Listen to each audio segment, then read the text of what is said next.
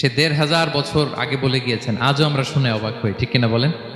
উতিতু জাওয়ামিউল কালিম, এটা বিষ্ণু ইসলামের একটা ইউনিকনেস, আর কাউকে আল্লাহ এটা দেননি। অল্প বলতেন, মানুষের হৃদয়ে টাচ করে ফেলতেন। তিনি ছিলেন সর্বমর্ম বাচনভঙ্গির অধিকারী।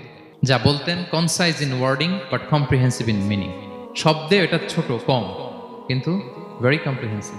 বিষ্ণু ইসলাম এত প্রেসাইজ এন্ড ক্লিয়ার বক্তব্য দিতেন, কেউ যদি গুনতে চাইতো, দেখি কয়টা বাক্য বলছে, গোনা যেত।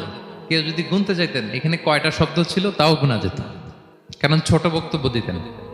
আমরা তো লম্বা চড়া বক্তব্য না দিলে হয় না। অল্পতে শেষ করলে বলে, হুজুর কি বললেন, ওয়াজ তো করলেন না। অল্পতে শেষ করলে বলে, মন ভরে নাই, আর একটু বলেন। হ্যাঁ, বিষ্ণু ইসলাম বলেন কিয়ামতের আলামত হচ্ছে খুতবাবুকুম তাওয়িলা ওয়া সালাওয়াতুকুম কাসীরা। কিয়ামতের আগে তোমাদের বক্তব্য লম্বা হয়ে যাবে, নামাজ খাটো হয়ে যাবে। তাহলে আম্মা জান আয়েশা বলেন, খুব সুস্পষ্ট কথা বলতেন বিষ্ণু ইসলাম। আশেপাশে যারা শুনতো সহজেই মুখস্থ করে ফেলতে পারতো।